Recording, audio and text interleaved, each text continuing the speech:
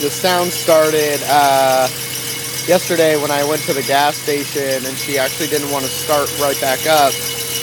I ended up having to drain one of the floats, and after I drained it, and she started, but now this noise, this like whistling kind of noise is coming from the motor. And I don't know where it's coming from, but if anybody knows, please let me know.